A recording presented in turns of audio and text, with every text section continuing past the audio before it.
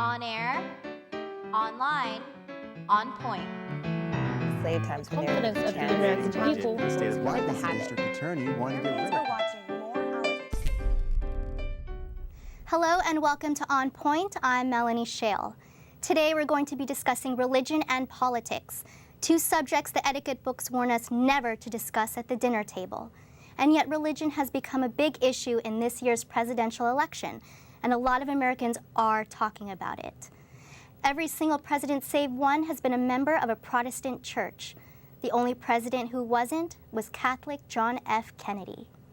In this election, it's the Mormon faith of GOP candidate Mitt Romney that's causing controversy. On Point's Vanessa Soto talked about the issue with the chair of Mormon Studies at Claremont's Graduate University, Patrick Mason. I think it's really telling that this year, when Rick Santorum and Newt Gingrich are running for president, nobody mentions that they're Catholic. I mean, or at least not in a negative sense. You don't see the same kind of prejudice against Catholicism that you did 50 years ago with John F. Kennedy. And so that leads me to wonder if we're going through some of the same process with Mitt Romney and Mormonism too, that maybe he's going to be breaking that barrier so that in 50 years from now, when another Mormon runs for president, it's not controversial at all. It's not an issue. On Point's Vanessa Soto also asked students here at CSUN if religion would have an impact on their vote for a presidential nominee. It would affect my vote only if they use it as part of their platform or as part of their politics, because I don't think that they should be in the same area at all. If he took into account that not all of the American people are religious as he is, as long as he can have his religion preference, he can be a devout Christian, whatever, but as long as he accepts other people's views other than his own, it doesn't matter to me. It wouldn't affect my vote almost at all because I was brought up almost as an atheist, two parents who are chemists, so I don't have any, it doesn't affect me one way or another. People can have their own beliefs and opinions, but I want to see what their policies are going to be, not what their religious beliefs are. I think it's worth considering because if someone claims to believe in this, the level to which they adhere to the practices demonstrates like something about their level of commitment, how, seriously they take commitment, and also which religion they are says something about them. I generally support women's rights and, women's reproductive rights and things that, for example, the Mormon faith does not support. And so I wouldn't, ever vote for a Mormon. I mean, unless if his morals are directly connected with his religion. I mean, as long as he has the right morals and he has the right ideas, I think that's what's more important. Depends on how much he believes in it. Like if it's a part of his campaign, maybe, but actually to me it's a good thing that it's something that he supports and he stands for. Only if it affects their policy, which I guess it would. It kind of would, just because I'm a Christian, so I mean, I do look at like kind of religious values and everything and when I vote, but I also look at if those values are somewhat similar to the presidential candidates. But I think the most important thing is to see whether that the presidential candidate is worth, being voted for. Now let's go to On Point's Maddy Pumilia for more on the story. Thank you, Melanee. Joining us today are Dr. Greggory DeVore, a former bishop in the Church of Jesus Christ of Latter-day Saints, and Dr. Leigh Bradberry, a CSUN political science professor who has done research on the effect of Mormonism in voting in the 2008 and 2012 presidential primaries. Thank you both for coming. Dr. Bradberry, can you elaborate on your research for us? So in the 2008 primaries, in the Republican primaries, I was very interested in the extent to which highly religious Republican voters or Republican voters who identified as born again or evangelical, the extent to which that would influence their ultimate vote choice. And one of the main findings was that as one's level of attendance at religious services increased, the likelihood of preferring Governor Romney decreased. And he was not only behind Huckabee, who was a Baptist minister. He was also behind John McCain in that respect. Similarly, born-again or evangelical identifying Republican voters were more likely to prefer Huckabee to Romney, but also McCain to Romney. So in these kind of highly religious categories, or among these born-again evangelical voters in the Republican primary, Romney was the third choice behind both Huckabee and McCain. Dr. DeVore, a lot of people's concern in the Mormon Church is that because they don't know much about it. If you had to describe the most important beliefs of the Mormon Church to someone who didn't know much about it, what would you say? I think the biggest problem that people, their perception they have is that we don't believe in Jesus Christ. If you watch, for example, many of the news networks, they often refer to the church as the Church of the LDS, or the Mormon Church. But the church's name is the Church of Jesus Christ of Latter-day Saints. So I think the name by itself certainly is specific for our belief system, that we do believe in Jesus Christ as our Savior. And our beliefs are very similar to many other Christian churches or other Christian beliefs. But unfortunately, because the name Mormon has been tagged onto the church, that's the first thing that people often think about is the Mormon Church. And it's really the Church of Jesus Christ of Latter-day Saints. So I think that's a major thing that people do not understand, that we do have that belief in Jesus Christ, and he's the foundation of our church. Dr. Bradberry, you've talked to a lot of voters about the Mormon Church. Are we leaving anything out? Well, the implication of my research is that a lot of the Republican voters who consider themselves evangelical or highly religious Christian voters in the Protestant tradition, the implication is that there might be an anti-Mormon bias among these voters. You know, one can only show correlation in most statistical analyses. You have to kind of argue for causation under the surface. And so I would argue that continuing into 2012, I think we are seeing some of these same patterns with Rick Santorum now emerging as kind of the not Romney candidate for a lot of voters. He has done very well recently in states that have high levels of evangelical Republican voters. And it will be very interesting to see what happens on Super Tuesday and in other contests in March, because we will be getting to a lot of the states that Mike Huckabee either won or placed a very high second in 2008. So it's very likely that Santorum, now that he has momentum and has been able to raise more money, might be able to do well in those same states where Governor Romney has perhaps a problem among the very religious evangelical voters in the Republican Party for the reasons that were just discussed, that a lot of these evangelical, highly religious Protestant voters may not see Mormons as being Christians, despite the fact that they are the Church of Jesus Christ of Latter-day Saints. Now, Mitt Romney addressed his Mormon faith when he was first running for president in 2007. Let's take a look now. As a young man, Lincoln described what he called America's political religion, the commitment to defend the rule of law and the Constitution. When I place my hand on the Bible and take the oath of office, that oath becomes my highest promise to God. If I'm fortunate to become your president, I will serve no one religion, no one group, no one cause, and no one interest.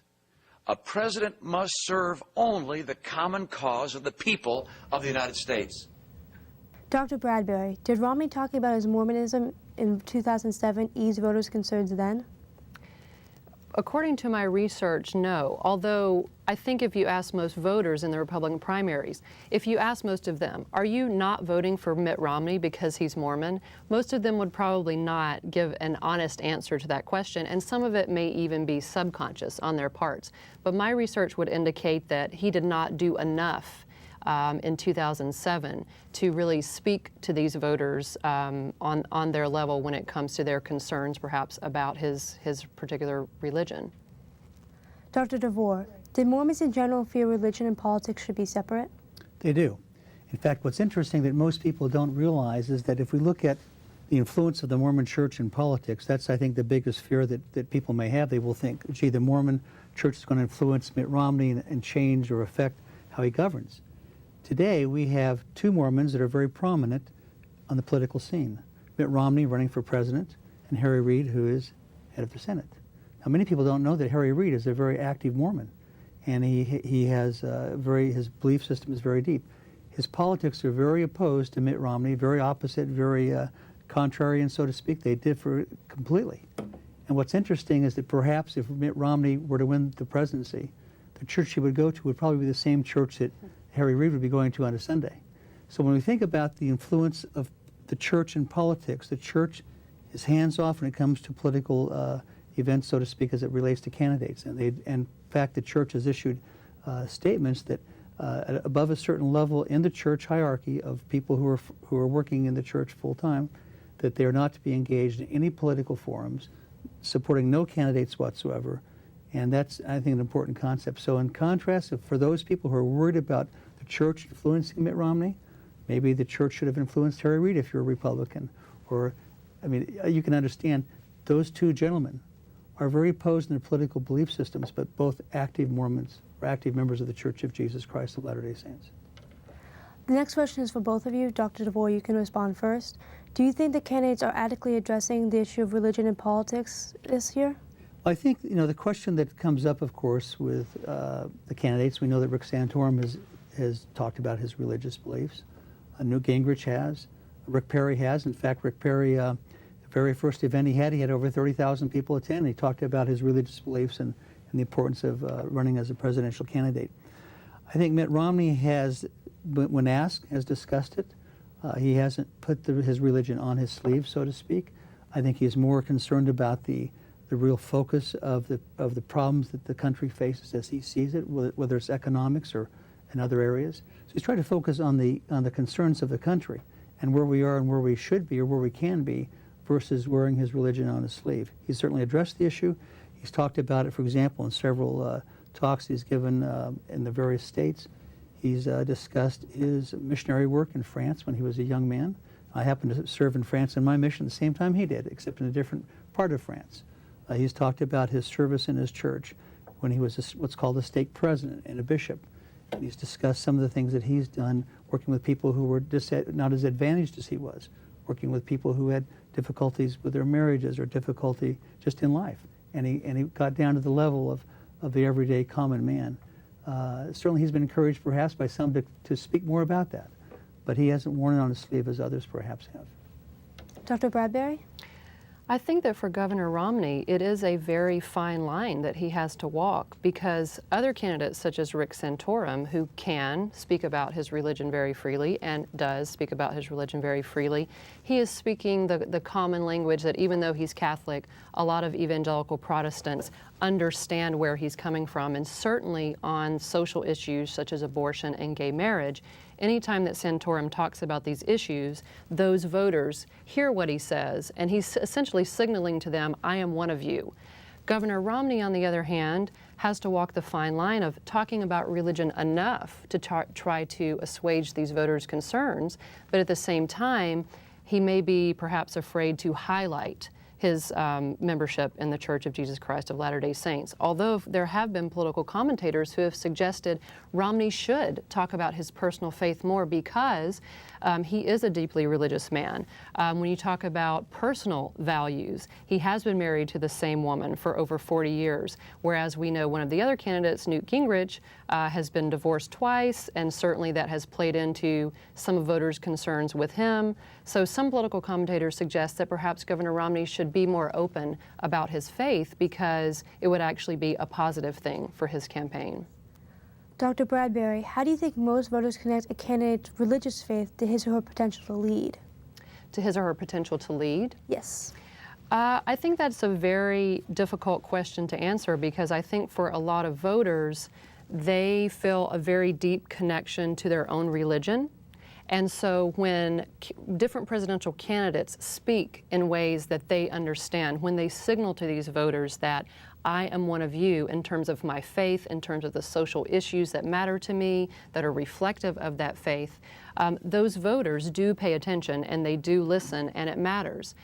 How that relates to potential to lead, I think, is not exactly clear. I think that for some voters, feeling that the candidate has strong moral character in general could signal to that voter that that person would be a good leader in all arenas, including on economic issues, on foreign policy.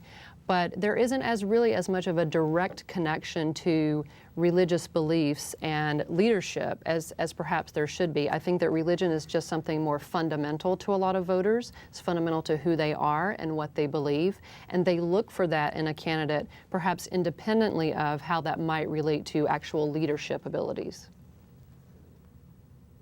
Dr. Bradberry, how would you describe the typical voter for whom Romney's Mormonism is an important factor? Is an important factor in which direction? That it might help him or hurt him? Hurt him. Might hurt him. Well, we know that the more religious voters were in the 2008 primaries, the less likely they were to prefer Romney to both Huckabee and McCain. In this election, even though Governor Romney did very well in Florida, which is a southern state, in other southern states, including South Carolina, he did not do as well among born-again or evangelical Republican voters as did Newt Gingrich. Same thing in Iowa. Rick Santorum did much better among that group. So I think among the most highly religious Republican voters or Republican voters who identify as born-again or evangelical, and I would add to that voters for whom social issues dominate for them in terms of deciding for whom they want to vote, Governor Romney is going to have an uphill battle with those voters. He does much better for voters who are looking at things like ability to defeat Obama, leadership on the economy, voters who are more concerned about what's going on with the economy, voters who are more concerned about defeating Barack Obama. Those are the voters that Mitt Romney tends to do much better with. Do you think liberals also have a problem with Romney because of his Mormonism? When you say liberals, you mean voters that tend to maybe vote for the Democrats or more progressive voters? Yes. I think that generally Democratic voters or independent voters do not have as many issues with Mitt Romney because of his religion. I think that in general those voters tend to care about a wide range of issues. They are not as focused on social issues such as abortion and gay marriage to the exclusion of a lot of other issues. Independent voters are very concerned about the economy, and I think that they will look to his record of leadership as governor of Massachusetts. I think they will look to his experience, and I think that if he is the nominee, he could very well draw a lot of those independent voters away from Barack Obama and in key states which Barack Obama needs to win. This question is also for both of you. Dr. DeVore, let's have you go first. Considering Romney potentially loses the voters of the conservative Christians, is the Mormon religion too polarizing a factor in order to build a winning coalition? I would hope not. I think it depends, why do people vote and what do they want to accomplish? If a group of people feel that the president needs to be a religious leader first versus a leader of a country, then they're going to be more inclined to focus on the religion of the person, whether they agree with that person or not. If you're voting for a president of the United States to lead the country, and what's important to you is personal integrity, what's important to you is the fact that he has lived a life that many people would love to have their families live similar. He has 5 very successful children. He has had a stable marriage, a stable family life. People know him personally, have a lot of kind and good things to say about him. So those are qualities that we like to have in a leader and a president. But more importantly, a person who leads as a president has to be able to make decisions, has to understand the economy, has to understand a number of different issues, has to bring people together, for example, Democrats and Republicans, to get something accomplished. I think it's interesting, I would, if I were Governor Romney, for example, and I were debating Rick Santorum, I would simply look at him at one moment during the debate and say to him, Rick, you know something? Experience counts. Rick Santorum has led nothing. He's led his own career as far as running for Congress and for the Senate one time. He's never ran a state, hasn't run an Olympics equivalency, has not run major businesses where he's helped them grow and develop. So those are leadership skills that we have to have in a president, not simply because someone happens to have your belief as to what Jesus Christ is or who he is or whether you agree with the principles of his theology. It really is much more important than that.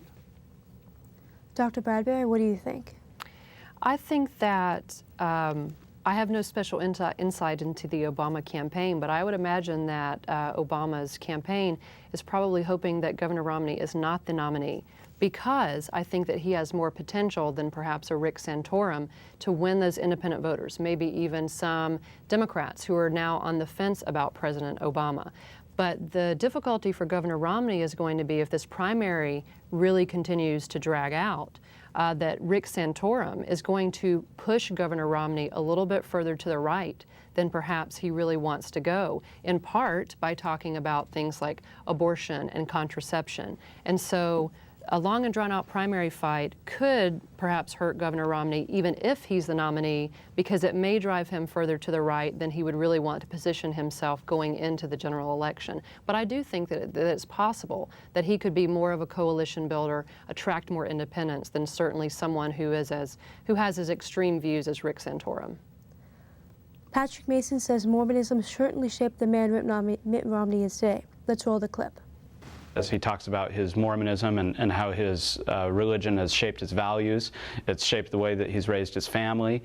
It's been important to him in terms of what he's done as both as a private citizen and as a member of his church. He's had a lot of time with having roles in ecclesiastical leadership, and so he's spent a lot of time in service to the church and in working with other people through the church. So that's really shaped who he is, and he talks about that. Dr. Bradberry, do you think most Americans believe faith plays an important part in a president's character? Yes, I think that most voters in the United States themselves are religious. You know, most people will say that even if they don't attend religious services, that religion is important to them to a certain degree. And so I think most voters are looking to see, with most candidates, are they religious? How does that affect their personal values? How does that affect their views on social issues? So I do think it is important to a lot of voters, although there is a growing number among Americans who do not identify with a particular religion and who may identify explicitly as being secular, as not attending religious services. So you continue to see this huge number of Americans for whom religion is important, but there's also a growing number for whom religion is not something that they would take into account. Dr. DeVore, some voters may hope or fear Romney's policies will influence him Romney's faith will influence if he becomes president. Do you think his policies will be affected? I again return you to Harry Reid. Harry Reid is a very active member of the Church of Jesus Christ of Latter-day Saints. He acts based upon his belief system. I'm sure his religious beliefs influence him to certain degrees. But he doesn't change his politics because his politics are very opposed to Mitt Romney's. So I think what's important to understand is that both Harry Reid and Mitt Romney have what is called free agency, the choice to choose what avenue they want to go down. In the background, their church may influence them as far as their integrity and some common belief systems. But as we can see, there's a huge contrast between these two men. So if one who opposed Romney because he was quote unquote Mormon and it may influence his job, simply ask the question, does the church seem to have influenced Harry Reid and Mitt Romney as far as their parallels and as dealing with politics? It's very different. So I don't think the church influences them in that way as far as their political decisions, because they're very opposed, yet they're both very active Mormons as they live their lives today. Professor Mason says Romney has to maintain a delicate relationship with the church. Let's watch a soundbite now. It wouldn't be fair to say that Mitt Romney is the representative of Mormonism, and he hasn't tried to cast himself that way. But it is true that if he was elected, he'd have to be very careful and have to maintain a very delicate balance and really kind of keep the church at arm's length so as to avoid any suspicion or any accusations that he was taking orders from the Mormon prophet or from other church leaders, just like John F. Kennedy had to do in terms of his relationship to the Catholic Church. Dr. DeVore, do a lot of people in the Mormon Church support Romney? It's interesting. My friends do. Many of them do. But I also have dear friends who are in other states who are very active in the church, who are attorneys, who've been involved in politics, or Democrats. And we have interesting debates. One of my best friends went and knocked on doors in Nevada for Obama, President Obama, when he was running, versus Mitt Romney, who was at the time in the primaries. So we have, I think, a diversity. Within my own group in La Cañada, where I live, we have members of our ward, which is a congregation, who are Republican, who are Democrat, who are fans of Ron Paul. We have a mixture. So it's something that I think is interesting to observe. Dr. DeVore, do you think the Mormons would lobby Romney if he became president? The Mormons would lobby Romney. Yeah, like put political pressure on him. Well, I mean the Mormons, the Mormon Church, or individual Mormons? Individual Mormons. Well, it depends. For example, I don't think the church. Let me back up. The church would not lobby Romney as president to do things, for the church on their behalf. Again, as I said, the hierarchy of the church is very standoffish when it comes to the national politics from the point of view of especially the presidency. There have been instructions that I know of where a large majority of our leaders to participate in political discussions, you're not to contribute to the political campaigns, not to have any dialogue regarding the presidential campaigns. That's a hands-off for the church. I've talked with the leaders of our church and had specific discussions with them, and that is it's a matter of fact that that's the way that it is.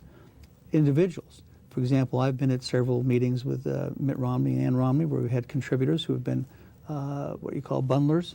Bundlers are people who through their friends and relationships acquire money for the campaign.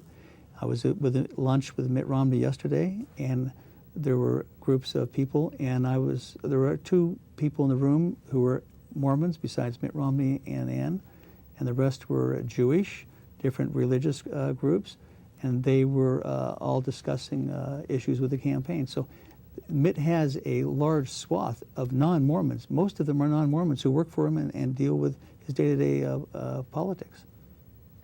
And the final question for both of you: do you agree that Mormons will be the America will embrace Mormons in the White House? And if so, do you think that'll happen in this election?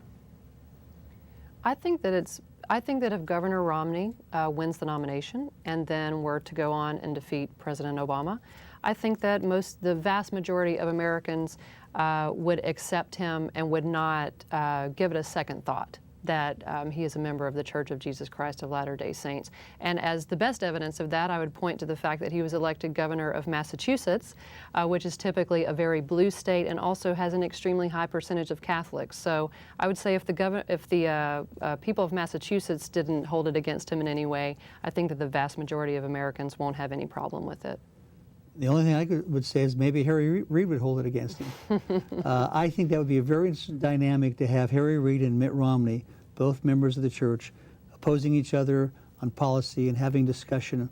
I think you would see a high level of integrity and discussion, and not the church having any influence with either of these gentlemen as it relates to governing and policies that they think are important for this country. Thank you so much for coming. Thank you. Thank you. We'd like to thank you for watching On Point. You can follow us on Facebook by searching CSUN On Point. Our Twitter account is CSUN On Point, all one word. This show appears on our website, csuntvnews.com. And we air on the Los Angeles' own Channel 36 Sundays at 4 o'clock. Next week, we will be discussing the redefinition of autism and how it might affect children and their health care and their education. I'm Melanee Shale. And I'm Maddy Pumilia. Thank you for watching. Slave times when Confidence of the American people. The state of Washington district attorney wanted to get rid of